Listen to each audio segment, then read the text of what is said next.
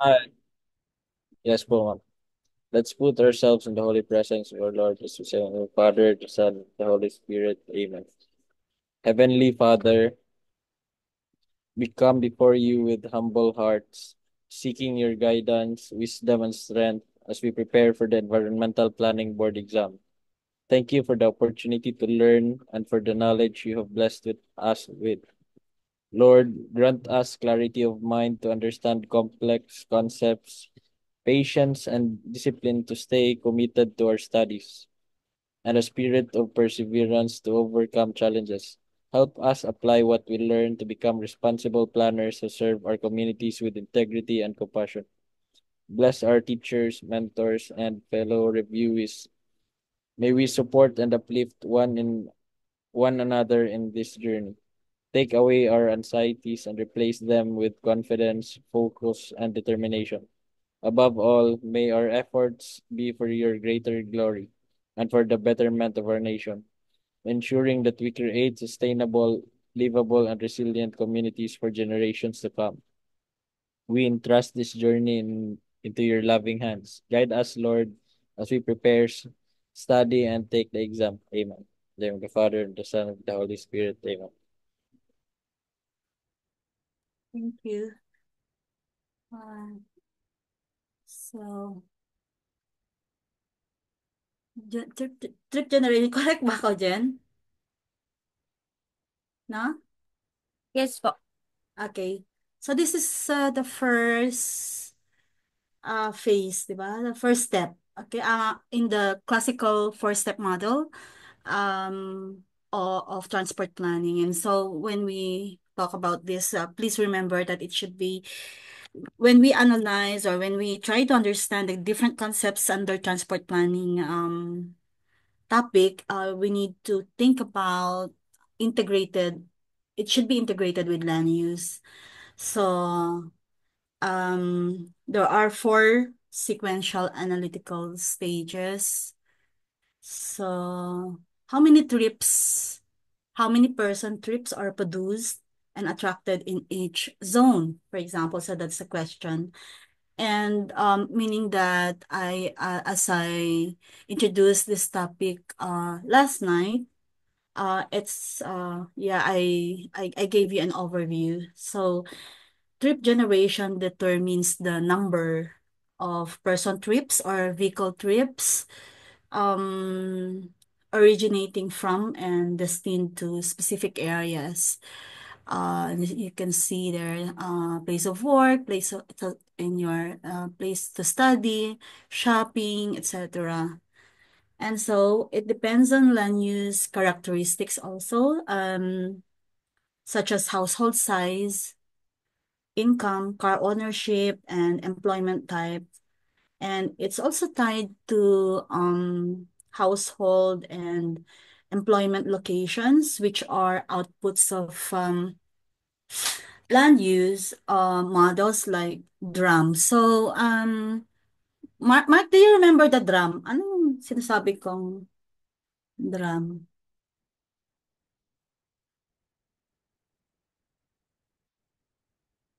Nalala mo? Sorry, muted po pala. Medyo nawala po siya, ma'am, Sa ano mo?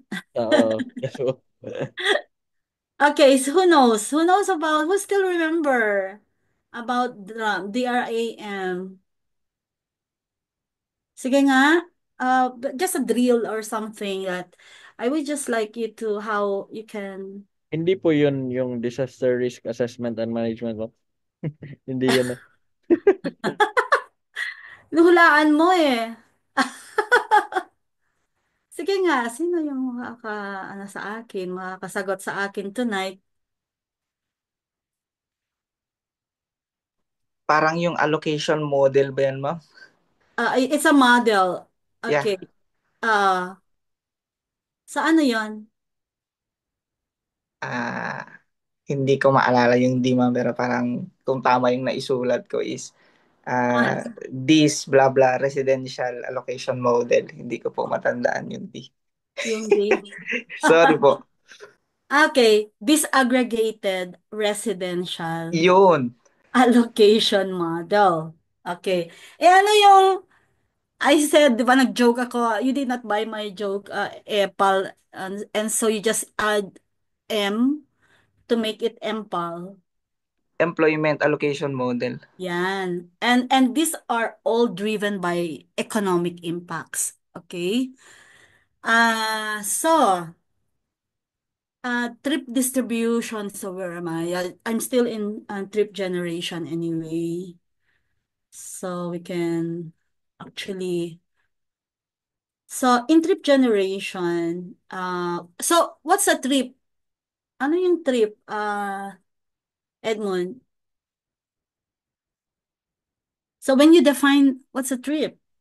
Ah, movement po, ma'am, of people from point A to point B. So are we talking about two-way, one-way? Ano yan? One way. Okay, it's a one-way movement, right? From an origin to a destination, whether it's a person going to work or goods being delivered, right? Or a service vehicle making rounds. So there are key classifications of trips, and you can see there trips are classified based on purpose, work, school, shop, etc. And so, time of the day, we are talking about AM, PM, peak hours, off-peak, or nighttime. Okay? And this affects congestion analysis and capacity planning. Then, person type is these are income levels, car ownership, family size, gender, and mobility. So, uh, and it needs all mobility needs all influence trip generation needs all influence trip generation behavior. Okay, so trip production versus let me see here, trip production versus trip attraction. Trip production refers to trips generated primarily from residential zones. Okay, please remember that. They are influenced by what? Household income, car ownership. So I mentioned already.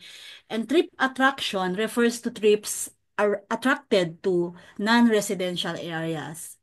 So what are these non-residential areas, Jumel?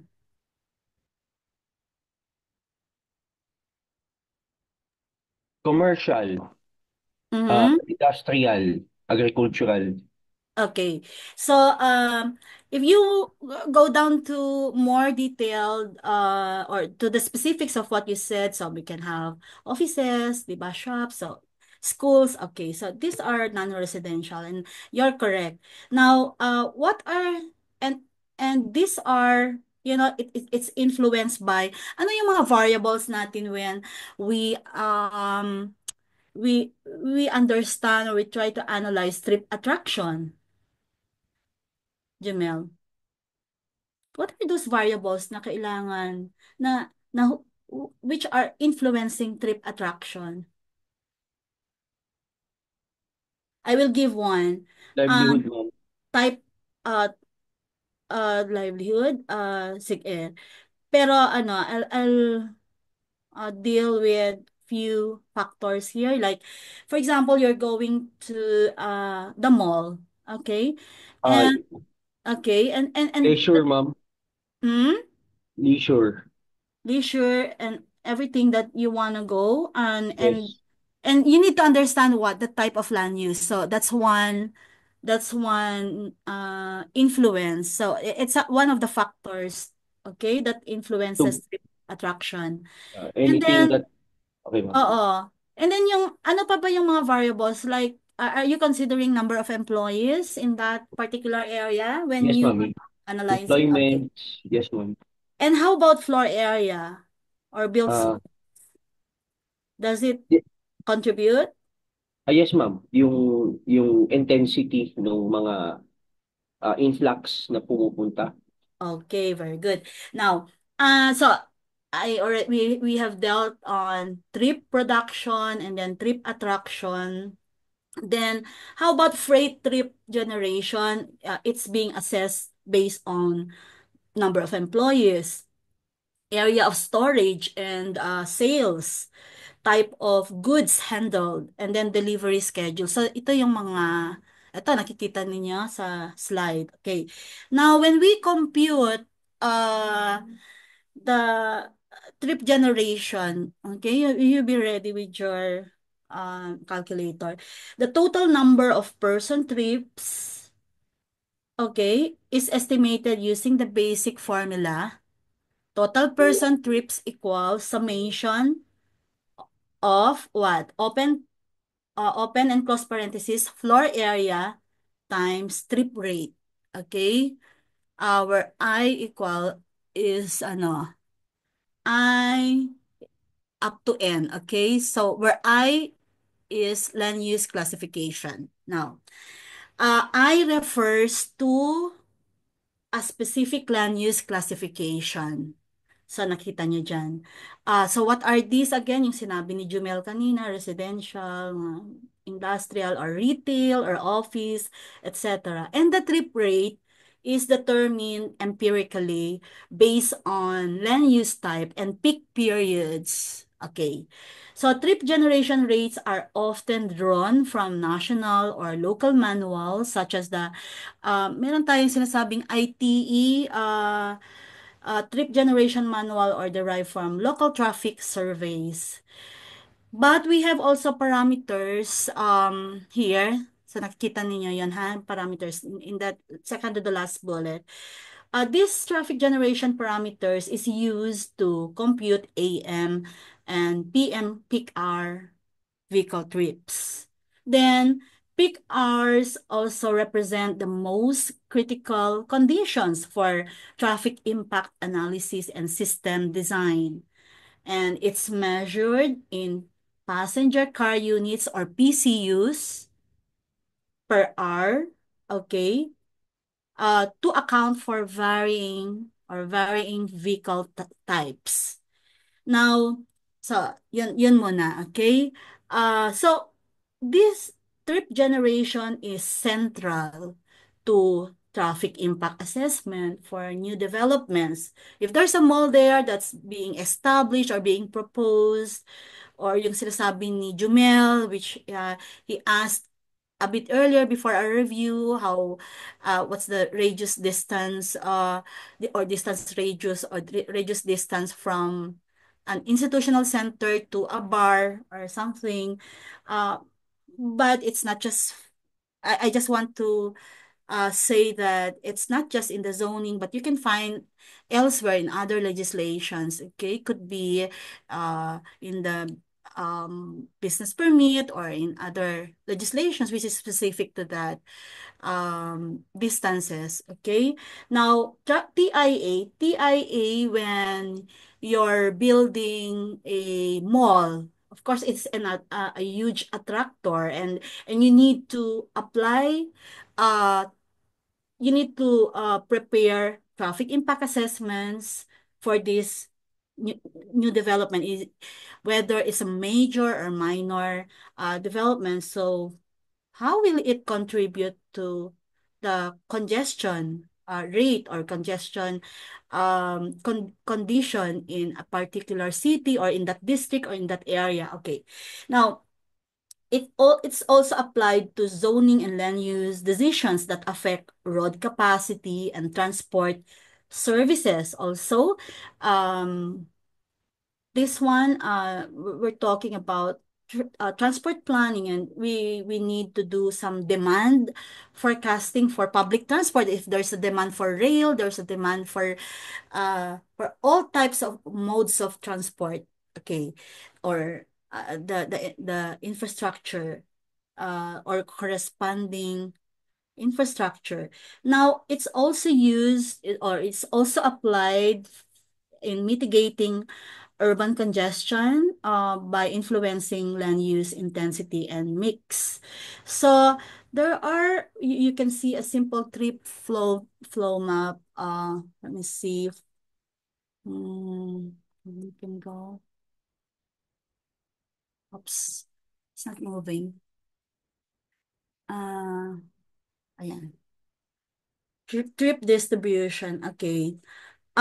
So in trip distribution, it's the second phase. All right. In the classical four-step transport planning model, after estimating how many trips are generated or trip generation, this stage addresses the question, where are those trips going? It refers to the prediction of origin destination or OD flows, which establish the spatial interaction between different zones. Okay. Um, we need to understand this pattern, which is essential for planning road links, public transport services, and access points. So, what's the purpose of this of trip distribution? Number one, to estimate how trips produced in one area, that's origin, are allocated to other zones, the destinations. So this enables the construction of an OD matrix. Okay. Which quantifies trip flows between all pairs of zones. Now, what's the basis of distribution? Trips are distributed using an approximation of spatial behavior, considering number one, distance or travel cost, meaning time, congestion, fare. So they're all reduced to amount, okay, travel cost. Then attractiveness of the destination. What are those? Is the destination a form of employment opportunity? Is it where the services are being concentrated? Or is it where most of the population are going? Okay. Now, and how many percent? Paano yung breakdown noon? And then third basis is accessibility of each location from the origin. Okay. Then, of course, there are critical factors considered. Number one, entry and exit points. This determines available access routes in and out of a site or zone. And then we also have the factor of the existing and proposed roads because it influences routing options, okay, distribution patterns and future accessibility because we're not just concerned about the existing roads but also the proposed roads. Then the ingress and egress options that you know it maps the logical flow of traffic based on street geometry and travel desire lines. So, these factors allow planners to approximate traffic assignment even before the actual routing is modeled. So, how do we apply um, this to planning and project evaluation? So with trip generation estimates, trip distribution helps calculated, forecasted traffic volumes with and without the proposed development. Also, it's essential for TIAs, particularly in estimating directional flows, peak hour pressures, and network-wide effects. So let me see the gravity model. Okay, it says here the gravity model is the most popular method. And why? Because it's the most commonly used method in trip distribution. This was inspired by Newtonian gravity. When we were in high school, you will learn about this one. Newton's law. So the model assumes, number one, trip interaction between two zones increases with the magnitude of activities, like, for example, population, employment, and decreases with travel cost or distance. So we have the basic formula. Where is it? I cannot see here. Okay, let me see. Let me check here. Okay, not representing. Okay, here. Okay, here. Ito muna. So, na-miss kong ginalaw ito. But here, we have the OD matrix. Later, we will be using that. We will be using that. So, ito mo, dito. Okay, the gravity model. The gravity model is the most commonly, as I mentioned a while back, that is the most commonly used method in trip distribution. So,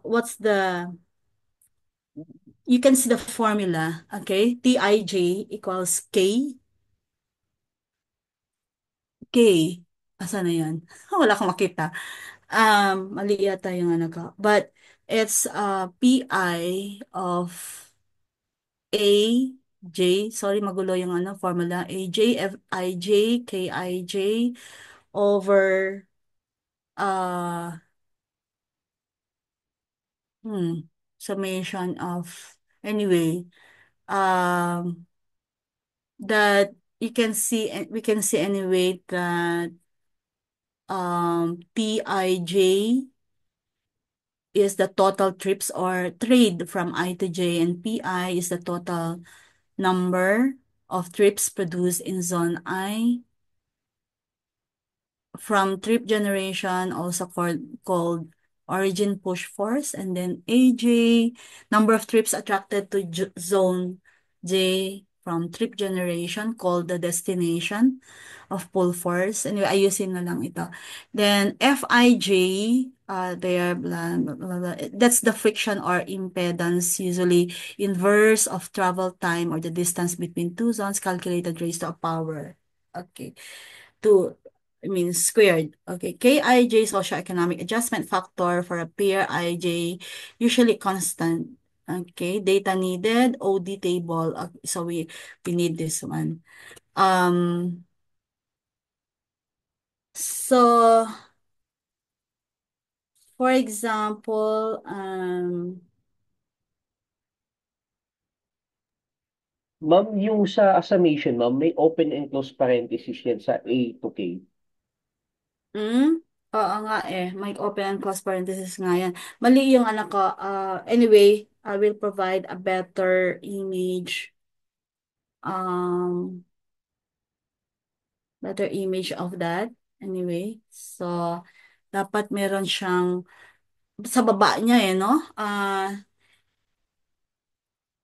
Yung okay, PI multiplied yan, ano? Multiplied by AJ, FIJ, KIJ over summation, okay?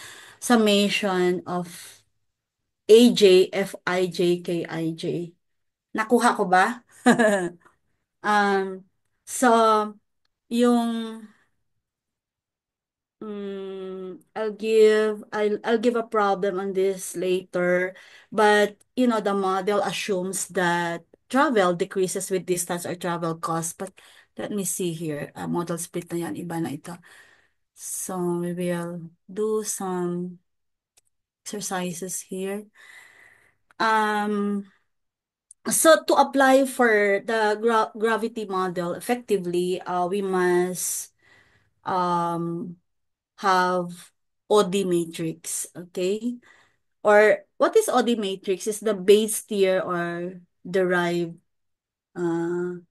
year. So, and then trip production also. Trip production and attraction data from trip generation. So, merong data na from trip generation, and then meron tayong travel impedance measures like travel time, cost, distance. Then socioeconomic factors, which is the KIJ. So, yun yung car ownership, ganon, employment, land use density. So, this data often sourced from household survey, census, or GIS-based transport network modeling.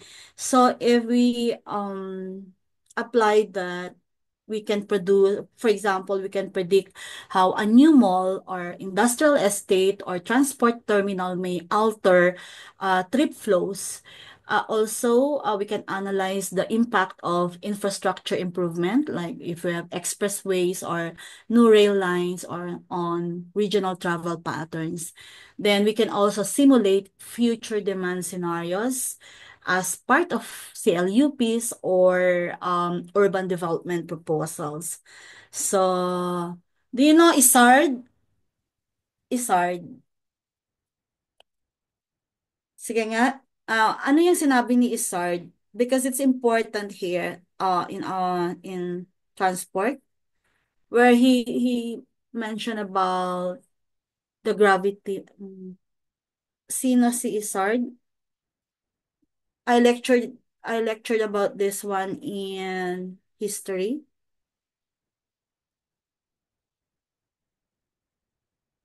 Sinong nakakaalala? Walter Isard. Di Ito ba? siguro sa baba, ma'am. Itong Ha? the interaction between two location declines with increasing distance, time, and Siya ba cost. yun? Okay. Baka, itong Isard. Merong Isard Ah, 1956.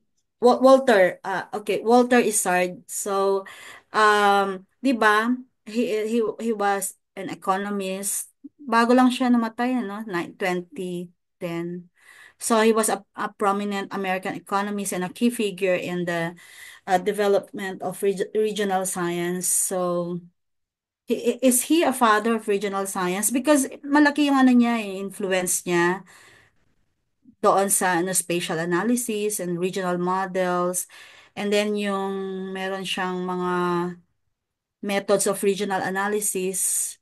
So baka pag nag-exam kayo and you can remember about him, Walter Isard, who contributed here because uh and he said, yung sinabi mo kanina, Mark, the interaction between two locations, ganon, declines with increasing distance. Okay, so as you move farther, increasing distance, time, and cost, but is positively associated with the amount of activity at each location. So the gravity models is both theoretical rigor, it's a theory, and also it's helpful in the practical application context. All right. So I would like to go here. Anyway, magbibigay naman ako ano so that we can apply the formula later. Tingnan muna natin lahat yung mga concepts ano. And we are now on model split. So model split is the third step, okay, in the classical four-step transport planning model. It addresses the question, so what mode of transport will people use? In this phase, we identify how the total number of trips between zones established through trip distribution will be divided among the available transport mode, such as public transport, like we have the LRT, MRT, bus, jeepney, etc. Then the private vehicle, car, motorcycle. Then non-motorized options like by walking, by cycling, etc. So you need to, so that's the split model that we are talking about. And the model split process does not just quantify ridership, because it has other purpose, like it captures travel behavior shaped by time, cost, convenience, availability, and socio-economic context. So it's critical for number one, when we forecast public transport demand, and it's also critical for planning equitable infrastructure investments, and it supports mode shift policies for sustainability. So model split modeling is behavioral in nature, okay? So don't forget that. Such that it stimulates or simulates or predicts travel decisions when presented with multiple transport options. So, what are the behavioral inputs that we are talking here? So, for example, we can ask respondents how they would choose between alternatives in hypothetical scenarios. When you ask questions about some scenarios, and then if we analyze actual choices made by travelers in real world contexts. So traveler preferences are influenced by a utility function, meaning a mathematical representation of the perceived value or cost of using a particular mode. So typical variables include travel time, then fare, or operating cost, and also transfer when you are changing modes, yung mm, from bus to ano na yung mga maliliit na no, magbabas ka, and then kapag meron iba pang modes going to your workplace, and also when waiting time also are typical variables. Waiting time or schedule, reliable ba yung schedule ng mga buses? Okay, like in New Zealand, because I've lived there for a while.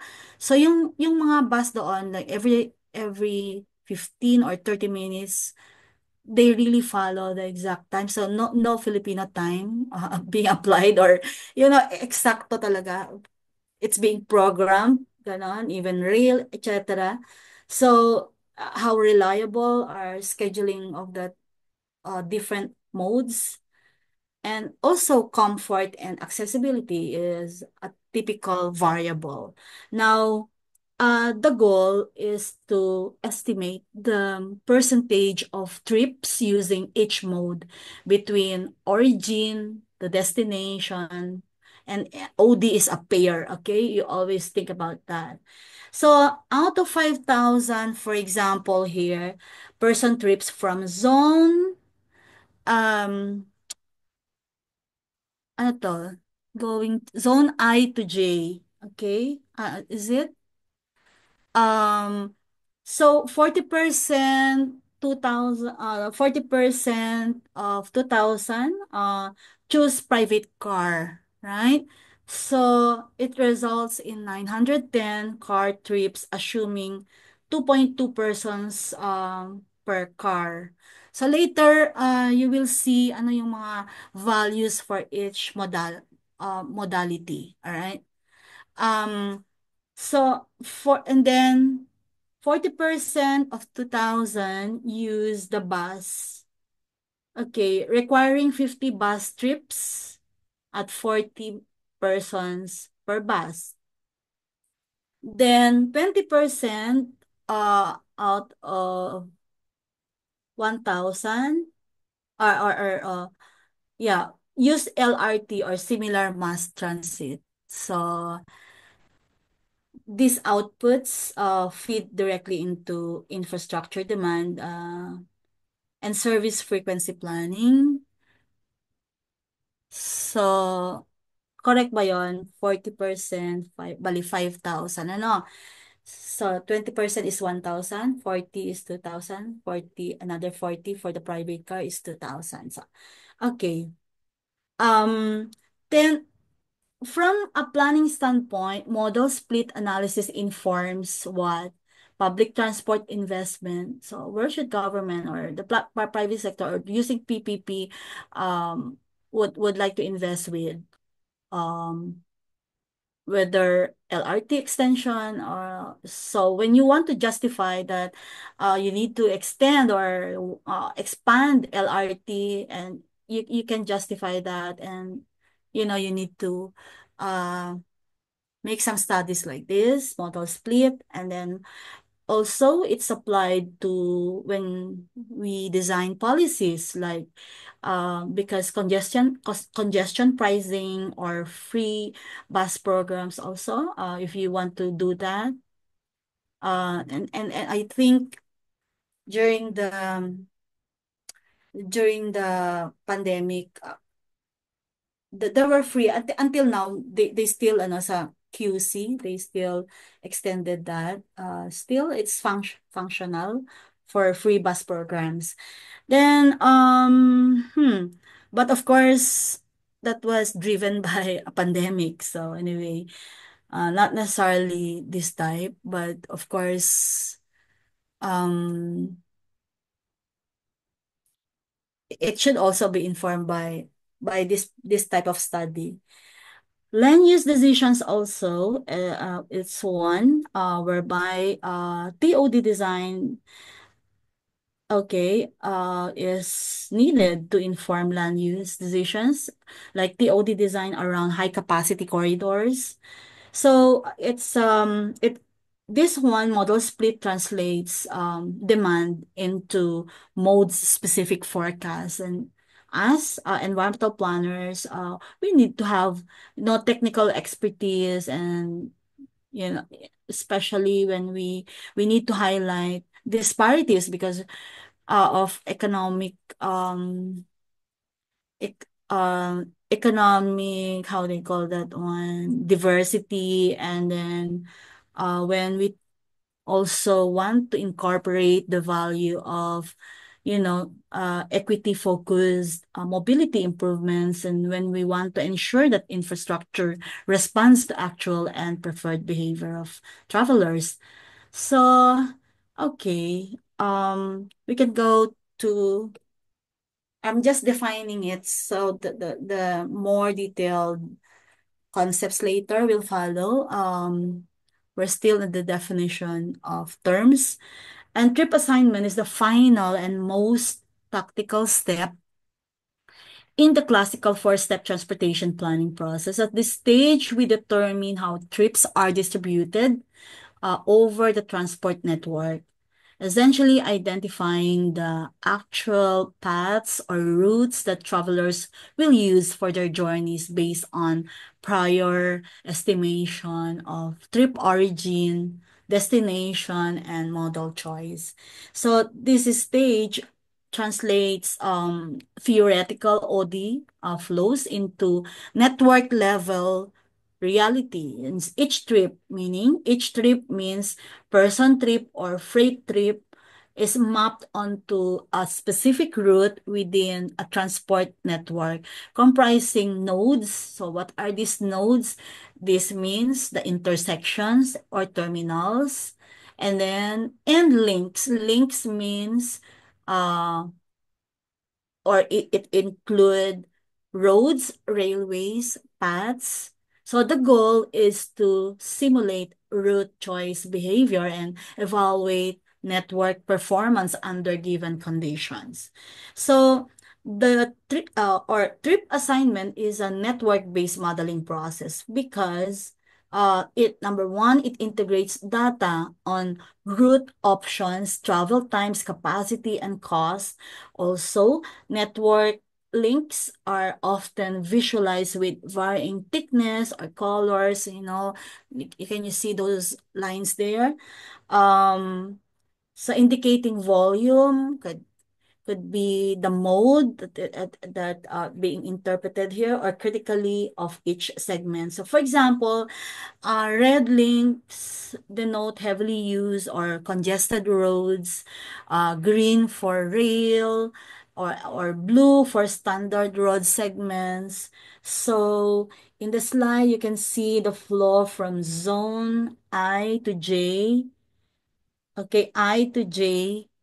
Um, for example, so T, TIJ, is it M2?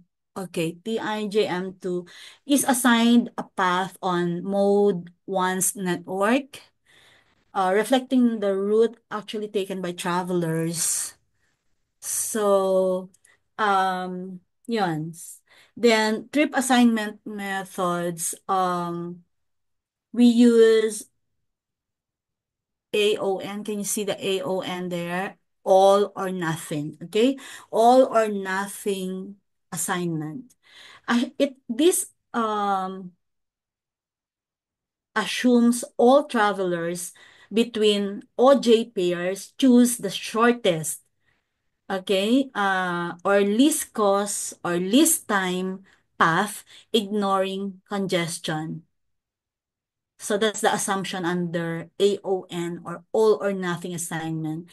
It's simple but unrealistic in dense urban context like Metro Manila. Then number two, equilibrium assignment. Some means that it assumes travelers select routes such that no one can reduce their travel time by switching paths, leading to user equilibrium, meaning that this is the widely used in policy simulations. So capacity restraint assignment. It adjusts travel times on links as volume increases, or mimicking or demonstrating congestion effects. So it's a hybrid between um, all or nothing, or AON, and equilibrium methods. Transit assignment is a specialized approach for public transport modes, incorporating schedules, transfers, waiting times, and walk access. Also, it's crucial for analyzing multimodal systems. So, just defining it. So trip assignment reveals bottlenecks and underutilized routes, allowing transport planners to, number one, identify needs for road widening, intersection improvement, or signal timing changes. Also, it support transport impact assessments for major developments. Also, it allows us to simulate future traffic conditions under various land use and infrastructure scenarios. And the last one is that it allows planners to evaluate resilience and redundancy in network design. So that's the benefit of this particular stage. Okay. Now for capacity analysis, it's this is the maximum hourly number of persons or vehicles that may traverse a point or a uniform section of a facility. So it informs decisions on infrastructure design, policy regulation, performance measurement, etc. So capacity refers to maximum hourly volume of persons or vehicles, but um, there um, there are prevailing conditions that should, because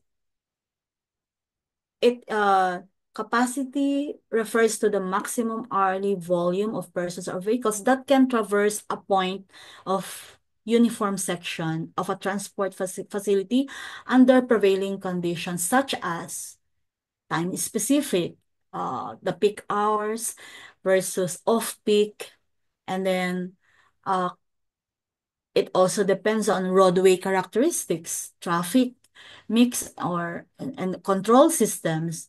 It's not absolute, but rather an estimate based on reasonable and expected performance levels under given conditions. And hierarchy of roads there, because these are key concepts actually under capacity analysis. So there are three. Okay. Hierarchy of roads, because we are talking about the different types of roads that are functionally classified into into different types like expressways, arterials or arterial roads, collector roads, and local streets, each with distinct capacity ranges and purposes. So hierarchy roads refer to expressways that generally offer higher capacities. Now, for the next key concept there is passenger car units or PCU. It's a unit of measurement that expresses all vehicle types in terms of their equivalent impact to a standard passenger car. So, for example, I can just a moment. I'll just look. Okay. So, for PCU, because yun yung unit of measurement, like one bus equals 2.5 PCUs. Okay? 2.5. Then one truck is 2.5 to 3 PCUs. Then one motorcycle is 0.5 PCU. So, what those are examples of units of measurement. So car is 1. So parang ganun. And later I'm looking for that table where I can show you the different PCUs. Then for level of service, it's a qualitative measure. Okay, it's a qualitative measure describing operational conditions based on factors like speed, travel time, comfort, and delay. So, saan yung LOS? You can see the different LOS there. Ang pangit lang kasi yung images here. Okay. So there are LOS, which we call free flow, and then there's LOS, which we call the force or breakdown flow. Later I will explain this. So what are the factors affecting capacity? And these are broadly categorized into facility, traffic, and control related elements. So those factors that affects capacity. Number one, facility related. We have road characteristics, okay? Because it pertains to road characteristics as per its width, its number of lanes, its pavement condition, and presence of sidewalks or shoulders. Also, intersection layout.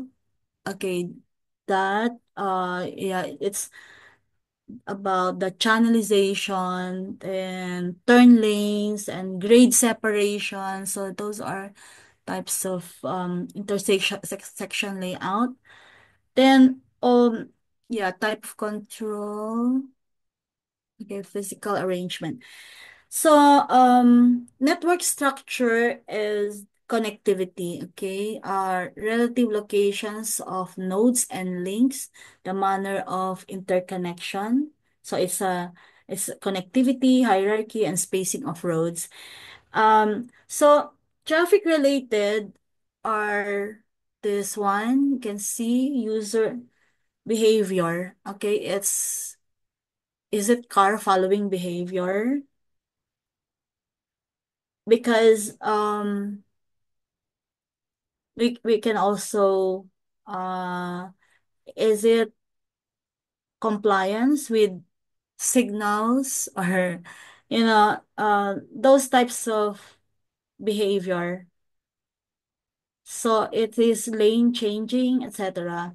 Now, vehicle composition, the mix of light vehicles. So there are heavy trucks also, buses, motorcycles. So those are the types of vehicle under traffic related. Then uh, time of demand concentration. So these are demand patterns, okay, that it involves variations in volume by time or day. So it says peak hours of peak. Uh, it also we can also include the season and or events. So we can go to the third one is control related. So what are the types of control? Um, the signalization, right? Unsignaled or signalized intersection. So it's about presence and coordination of traffic signals, the roundabouts also, or stop signs. So those are forms of signalization. And design efficiency also is one that it says appropriateness of design to facilities and users. Um, Under control related, okay, it's supposed to include also alignment with expected user behavior and facility function. So, okay, we can go to the next one. So, road hierarchy, by and capacity. So, road hierarchy by function. Okay, nahulog yung function. Sorry. So these are the okay, road serve different roles, okay, in the transportation system. And based on function, we classify them as number one, arterial roads, okay? So what is an arterial roads? And these are the primary routes, okay, for long distance travel. They carry the highest volume at relatively high speeds and connect major urban centers or regions. For example, national highways, radial or circumferential roads in cities. Okay? R1, R2, R3, mga ganon. C1, C2, meron na bang more than C5? Meron na bang C6? Ganon. Jumel? Ma'am, hindi ko lang alam kung yung C. C6 dito parehas ng binabanggit niyo. Oo, Saka yung actually, C5. I'm talking about Philippine metropolitan, Yes, ma'am. Manila, Metro Manila context, di ba? Yes, ma'am. So, meron ng C6, no? So, Yes, ma'am. May C6 po. okay. C5, C6, saka of course, Okay. C3 is CBD and C3 eh. Oo. Actually, ano ba to? Ironically, if you look at the map, parang maganda talaga yung natin, ano? Pero, traffic is so it's the congestion problems are too high. But when you look at the our circumferential and it's really highly organized if you notice that. But we need to really determine when we do transport planning and we need to look at all the variables that we're talking here and not just the volume of traffic, etc. There must be other factors despite our tignan ninyo sa i-Google ninyo maganda yung ating arrangement. So anyway, that's my take. So it's up to you how you can characterize our current road system. Now, collector roads. Okay, we know already what's arterial. And collector roads are link roads, are link local roads to arterial roads and collect or distribute. Kaya collector road siya because it collects or distribute traffic within neighborhoods or districts. Um, so it has collector roads has medium traffic capacity. It also uh, being or characterized by moderate speeds. Uh, then we go to distributor. So what are distributor roads? We already know arterial collector. They operate within built-up areas, facilitating access to properties while distributing traffic from collectors. It often include minor roads with mixed traffic and intersections. And then we have the capillary. Okay, look at the drawing. At capillary roads are local roads. These are neighborhood level streets, providing direct access to residences, institutions, and small businesses. And it is characterized by it's the lowest traffic. It has the lowest traffic capacity. It's also serve short distance. And it has low speed movements. So these are the normal characterization. Now for road hierarchy kanina by function, ano? And then now we go to road hierarchy by administration or by administrative category. Okay.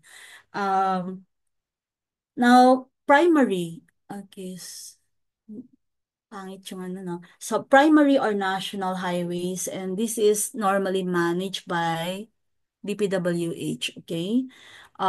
It serves as the national connectivity, while secondary roads, kanina, now we're talking about by function, now we're talking about, so who administers which? Secondary roads are normally the provincial or the inter-LGU roads connecting municipalities. Then, local roads are maintained by cities or municipalities serving community level access. So that's the normal definition of road hierarchy um, by administration. Now we go to the third one, which is road capacity. Or okay, wait, just a moment. Road capacity and standards. Okay. Um, we have the table, and you can just look at that. So this one, 1982 pa ito, but there must be some update already. But we will go into that later. Okay, kasi they also ask about old standards. So for urban streets with heavy friction, the capacities are lower due to curbside activity, or pedestrian interference, and on-street parking, ganyan. So, also we can see the lane-based capacity reference there, 2, 3, 4. So that one. So the reduction in capacity per lane, as the number of lanes increases, is due to lane interference and some behavior. So, let's see. Okay. So, ito yung sinasabi ko kanina na PCU, that, and why it matters. Okay, do you know? Because in transportation planning and traffic engineering, vehicle types vary significantly in size, behavior, and road space usage. So, to simplify analysis, we convert all vehicle types into a standard unit, and that's why we have this PCU. Okay, passenger car unit. And it is a dimensionless factor. Okay, wala siyang unit. Used to express the impact or equivalence of a given vehicle type on road capacity and traffic flow relative to a standard car. Okay, so it also allows us to standardize mixed traffic conditions and to quantify total roadway demand in a consistent way. So, those PCU values by vehicle type, you can see the car is 1. So that's ibig sabihin, a car is a single unit, okay? That cars are the base reference at 1.0 PCU. Now, motorcycles and tricycles, due to their small size and you know, maneuverability, there are less than 1 PCU. And so you can see there, my 0.75 and then 0.20. Kanina parang na-mention ko 0.5 ano. So, yeah, I will discover later ano yung, which talaga. So,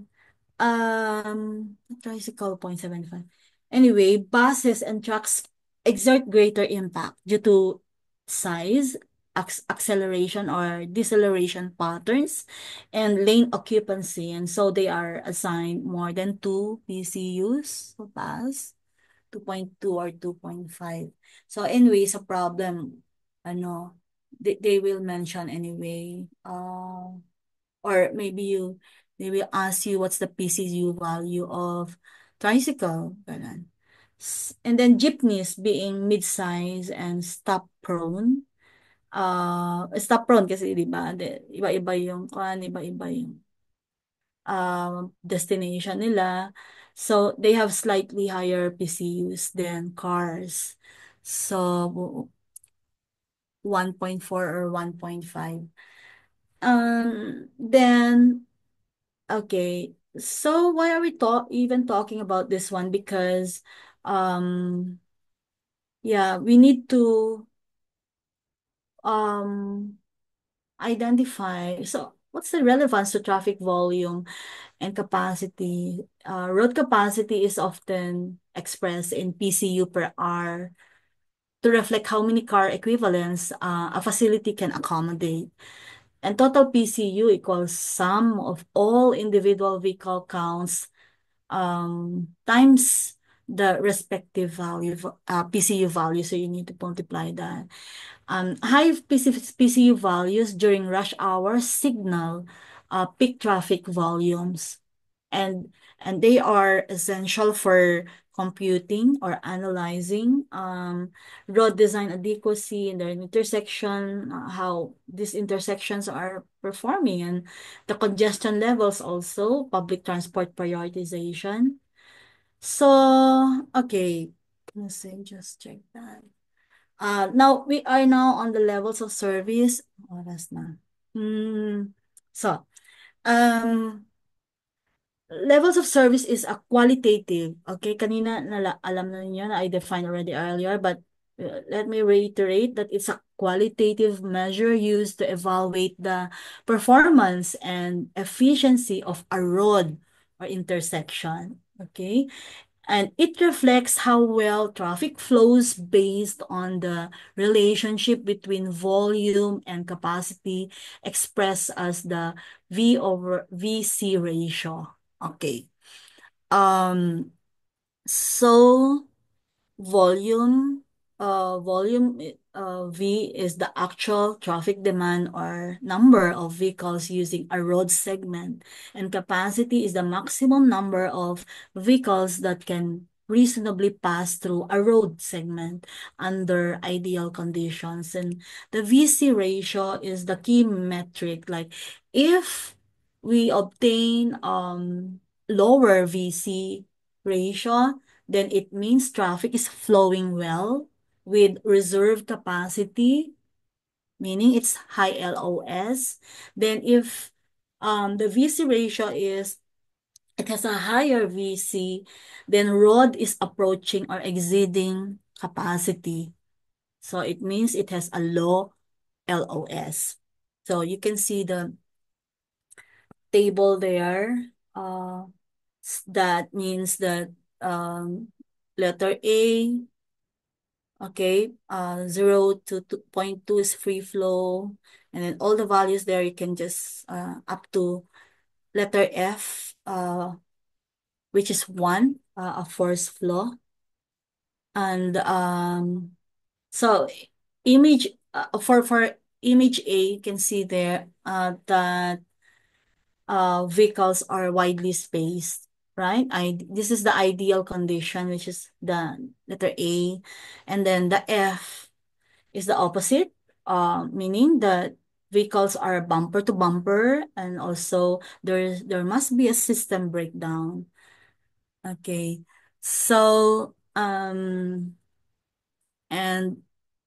LOS also is being used in TIA and design of infrastructure and during road widening, how to justify road widening, also signal timing, and also prioritization of transport projects. So LOS is just a useful tool. Okay, we go there, TIA. Okay, I will introduce them. Let me just check this one. Okay. All right, so I'll introduce TIA. This is very important because as soon as you get your PRC ID and you can be engaged as a consultant to prepare TIAs, and it'd be very, very easy to prepare. And TIA is the process of evaluating the potential effects of a proposed development on the existing and future traffic conditions of a surrounding area. So it's essential component of land use and transport planning to ensure that development do not result in adverse effects on traffic flow, safety, and overall mobility. So what's the purpose of TIA? It aims to, number one, identify the expected traffic impacts of a development project. It also it aims to assess and analyze those impacts based on existing road network conditions, volume, and capacity. Also, it aims to propose mitigating measures such as geometric improvements or signalization or transport demand management to address identified issues. So when is a TIA required? It's typically mandatory and in particular situations. For example, situations like where the threshold values for floor area, rooms, beds, or dwelling units are exceeded. So we can refer to the size thresholds on here on the left side, on the right side, sorry. So this is the threshold value. So it means that they are exceeded. So it's mandatory to have TIA. So there are conditions, okay? So how about projected peak hour trips when they reach or exceed 100 vehicles? Okay, and the development is significantly large or located in number one, located in high traffic impact zones like congested corridors or accident prone areas. Then when roadways with ongoing modifications or sensitive intersections, and when there's some deficiency in parking, all right, relative to the proposed use, and in cases of rezoning or deviations from zoning ordinances, for example, a special use or special land use or variance or reclassification request.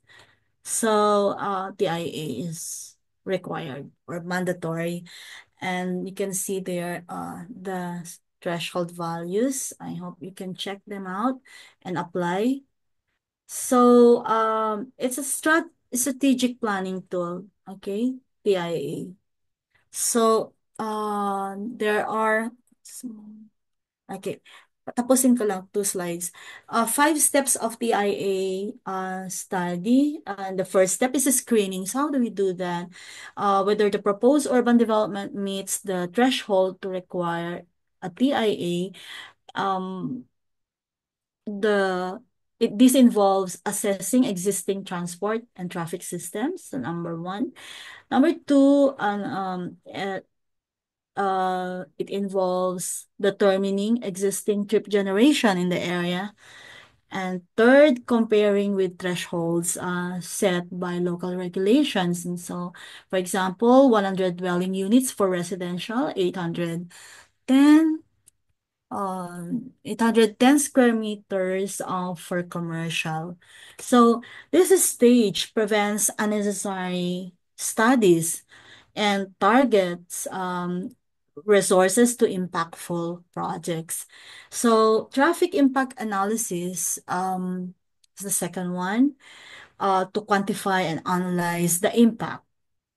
And this includes travel demand forecasting using established modeling techniques, then impact analysis based on generated and distributed trips, and then evaluation of the transport system's performance in terms of volume, capacity, and level of service, or LOS.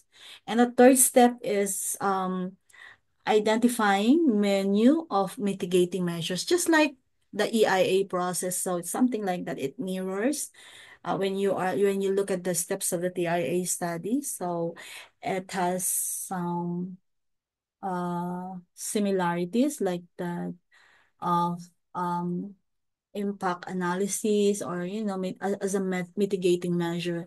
So with the impacts understood, these steps or this step focuses on solutions like the TDM, or traffic demand management measures, such as staggered work hours, shuttle services, or carpooling incentives. Then also infrastructure improvements. It focuses on solutions such as infrastructure improvements like road widening, signalization, pedestrian facilities, or transit connectivity, among others. So the goal is to alleviate projected congestion or safety issues before they materialize. Step 4 is establishing institutional mechanism. So this step involves defining how mitigation measures will be implemented and sustained. There are components under this. Number one, costing of physical and institutional solutions. Second, identifying stakeholders and responsible agencies. And third is crafting interagency mechanisms for implementation and enforcement. So when we speak about institutional mechanism, and we just know that it's mostly government intervention. So then preparation of the TIA report, which is now the final output, is a standardized and comprehensive TIA report typically submitted to planning authorities, traffic management offices, or regulatory boards. And the report includes technical assessments, also simulations and impact figures, also recommendations and implementation roadmap. And yeah, and of course the 5 steps that by this time you should already know that the 5 steps ensure that development projects anticipate and mitigate traffic problems early. It also align with sustainable urban mobility goals and contribute positively to the transport network rather than burden it. So then you can see the outline now. See that. Okay, tomorrow we will do this one, but look at the outline. It's not really as tedious like other plans, but of course, yeah, leveraging on transport modeling software should really matter these days. So those who are really very keen about transport planning, and by this time you need to strategize your career by and how you can improve your skill set by adding yeah, skills on using some software for transport planning. So, I think that's fine for now. And thank you for tonight. Again, we will continue that mitigating traffic congestion, and this should be we would look into other soft measures, hard measures, etc. for tomorrow. Thank you. So I'll stop sharing now so that then you can take a, you can